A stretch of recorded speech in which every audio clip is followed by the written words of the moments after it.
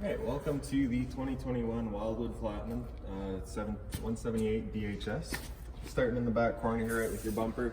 Just pull that cap off, reach in. We've got your sewer hose in here. Extends out to about 20 feet, so you can reach out to your dump zone.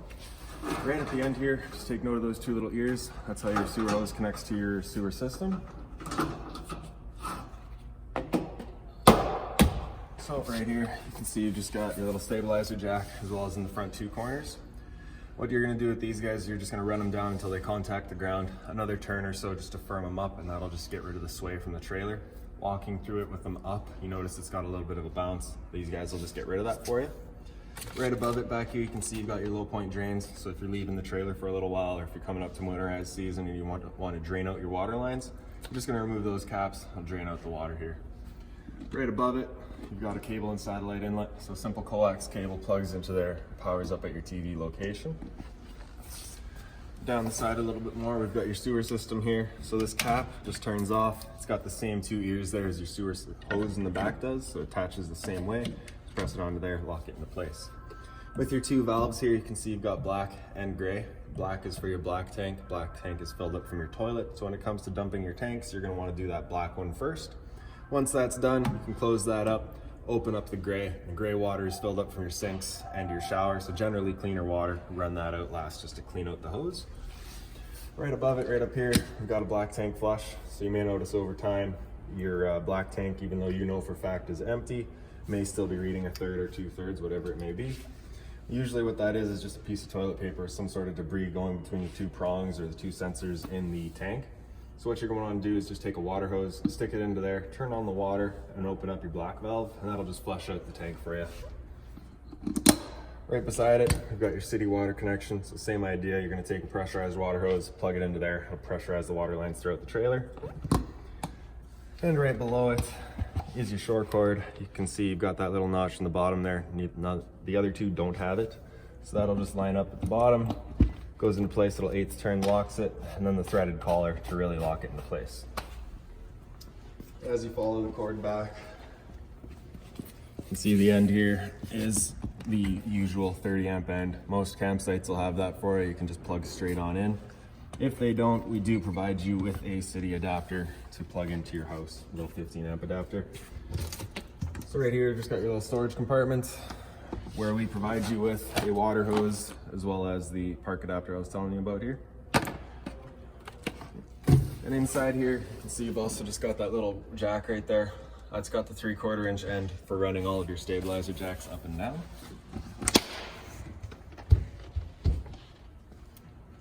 In the front, you've just got your standard hand crank tongue jack. One way's up, the other way's down.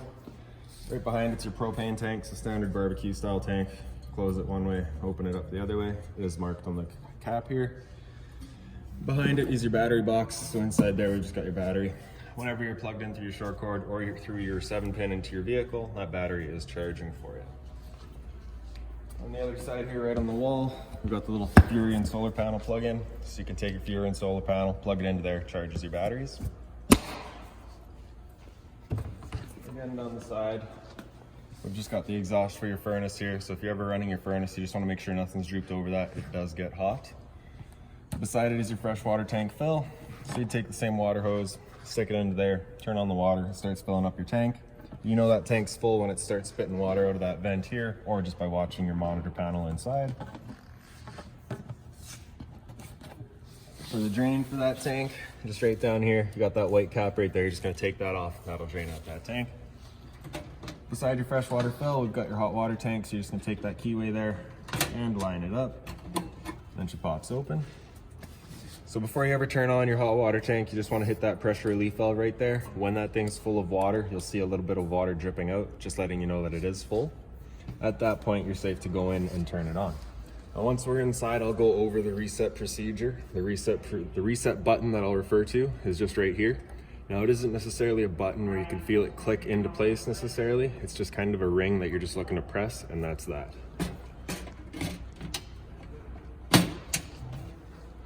Back a bit more, I've just got a GFI protected outlet there for you. So if you ever wanted to run a coffee maker or make toast outside, you've got the power to do so. Right beside it, we've also got your exterior kitchen here. As you can see, you've got your fridge there. That is a 120 volt only fridge, so as long as you're plugged into your shore cord, that fridge is on for you. Right up in the wall here, you've got a couple of USB outlets, so if you wanted to charge your phones, feel free to do so. Also the power outlet below it. This guy right here is just a little stove or a grill. You pull that out. Right behind it, you've got the propane hose. You pull that out. You can see it's got the 2 little travel covers on it, old dust caps. Just pull those out. And right underneath, right in the back actually, I'm pretty sure. Yep. So you can see you've got that little regulator there. This end with the black collar, it's the quick connect, so you're just gonna pull that back, plug it into place, and then once it clicks in, you're good. And this end of the hose is just gonna run down underneath the trailer where you've got the same dust cap. This one here's got a valve, so with that valve open, you cannot release that quick connect. You have to have that valve closed so you can open it up, then you can attach your hose, lock it into place, and open up your propane flow. Once that's all hooked up, you're gonna come up to light, and you're just gonna be turning it past that point of light. You can hear that click, that's the sparker going, and then you'll just see the little flame once it's lit up.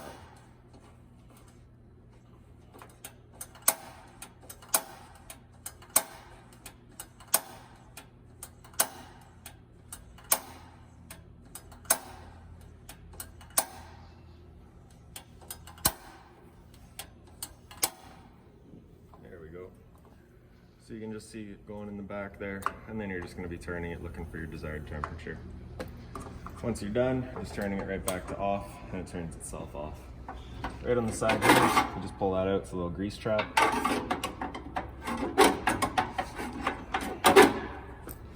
Then when you're done, you're going to start down here, you're going to close off that valve, pop off your propane line, cover it back up, pop off this line.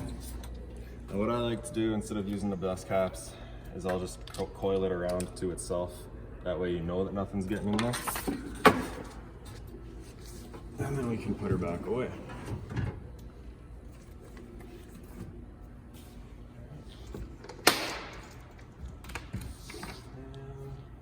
And then for the back of your trailer, you can see you've got your spare tire here, as well as your exterior shower. So inside there, you've just got hot and cold water, as well as the standard 3-foot hose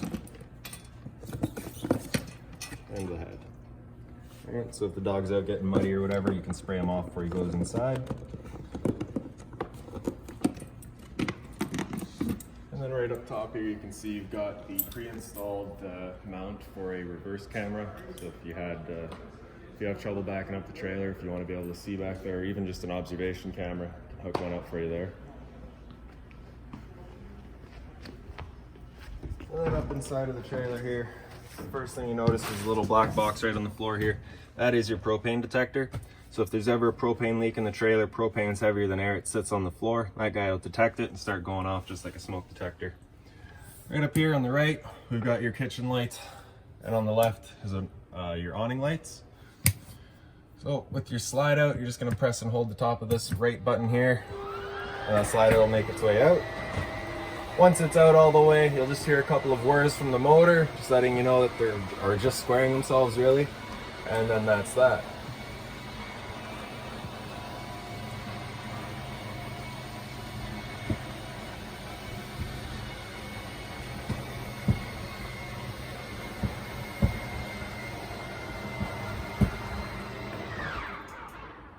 So you can hear the kind of the 2 clicks and the whirs afterwards. That's just letting you know it's out all the way. Well, that light there I did tell you was your entrance light, your kitchen light, whatever. The rest of the lights in the trailer, just on their own little push buttons right in the center. Hit those and they all turn on. Right beside your slide out, if you just press and hold out on that switch, is your awning.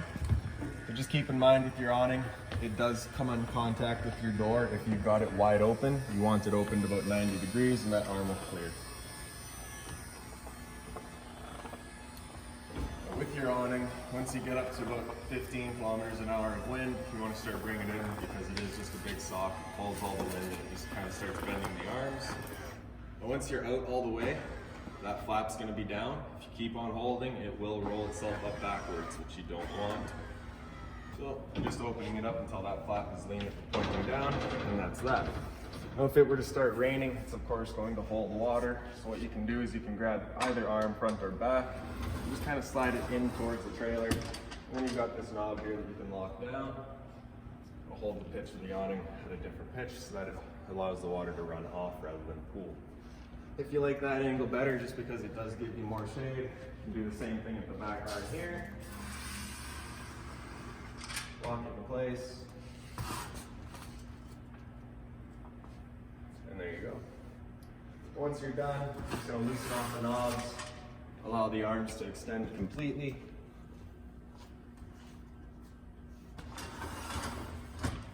And then you can press and hold in.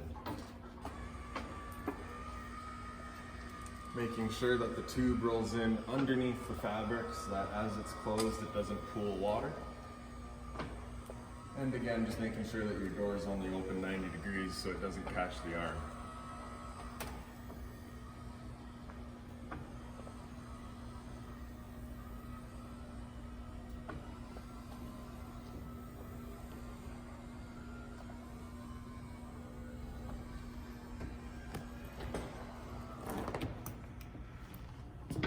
All right, beside your awning switch, you've got the two red switches. The one on the right here is the water heater. So you turn that on, you get that little red light up there letting you know that ignition will start.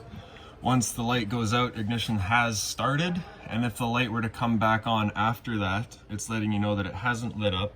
At that point, you'll be going out and using that reset button that I'd shown you. So you can see that light's gone out, you can hear the clicking going, and now you can hear the flame going. So that light isn't gonna come in, you know it's running right.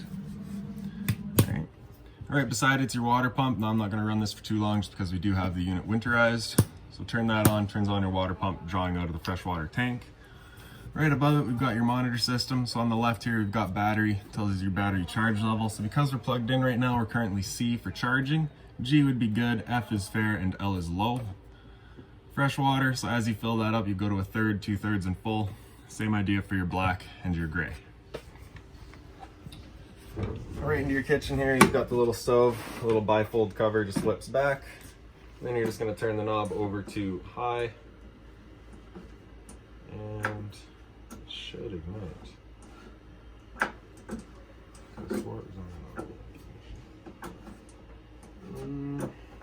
That's light. So I guess you need a lighter for this guy still. No, you don't. I knew it was an automatic ignition. There you go. So you're just going to press that knob in. And as you do, that activates the igniter. And once you get it to about high, it should fire up for you. And then you've just got the temperature control between high and low.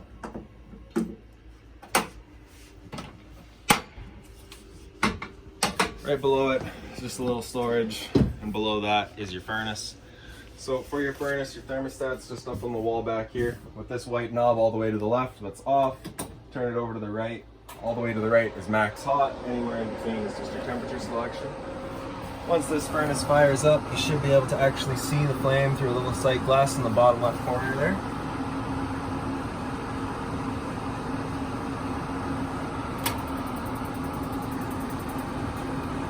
And there we go, you can see that little blue glow. And then we'll just turn it off. So beside that, we've got your sink here with the two covers.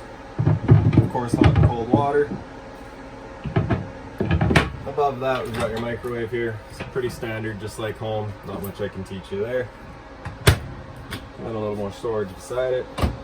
USB power outlets, charge your phone or whatever. More storage underneath your stove. Being mindful that these down here are not storage, those are access. Right below your fridge here, you pop that right in the center. You've got your converter here. So all of your breakers are on the left there. Whenever a breaker breaks, it'll sit in the middle, so just turn it off and then back on.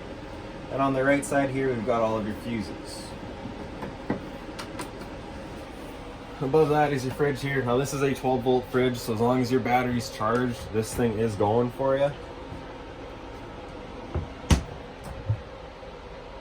Temperature control right in the back there. Right above your heads here, we've got your air conditioner. Now it does have the heat on that side for if it had a heat pump installed on it. You've got a designated furnace, so it does not have the heat pump here, so we're just going to leave that on max cold. From off, you can turn it. It's got low fan, and then another low fan. Don't ask me why.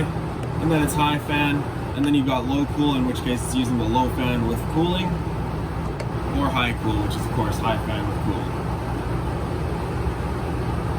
Either end, you've just got these little louvers that you can open and close just to control where you're shooting your cold air. When you're done, just turn it back to off. And in the back, you've just got your two bunks here. So up top, more USB chargers on the wall there. Same idea down low.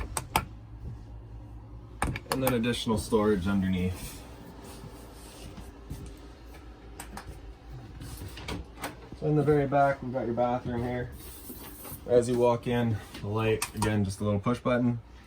Medicine cabinet here. So GFI protected outlet right here. This is running all of your outlets, so the one in your kitchen, the one outside. If you ever have one of those outlets that doesn't work, just come in here, check that orange light. So if you do see that orange light, it's just letting you know it's popped. So you're just gonna hit that in the center there to reset it.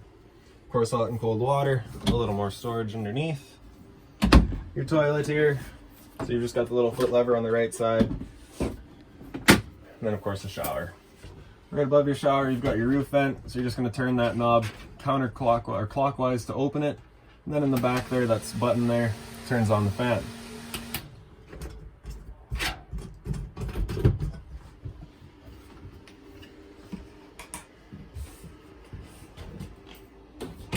So right up on the wall here, you can feel that's actually a solid wall. There's a TV backer back there, so if you wanted to mount a TV, you can do so right here.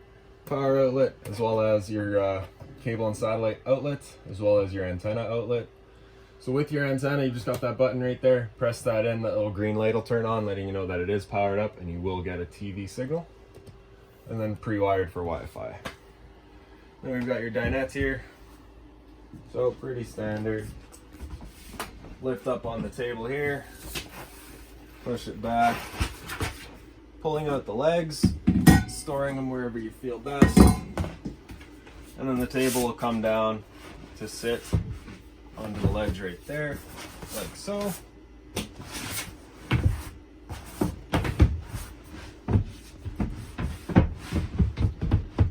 Which you can then fill in with to have an additional bed.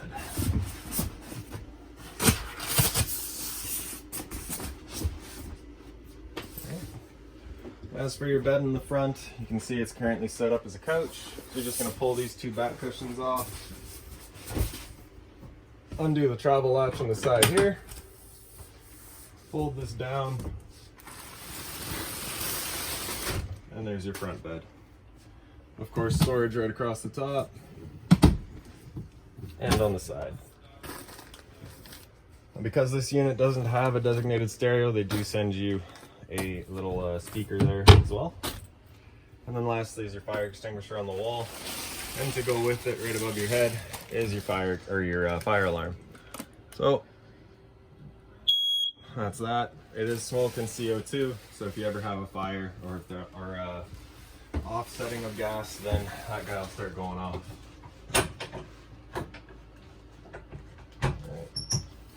Well, that's about it for this unit. If you've got any other questions on it, please feel free to give us a call, 204-237-7272.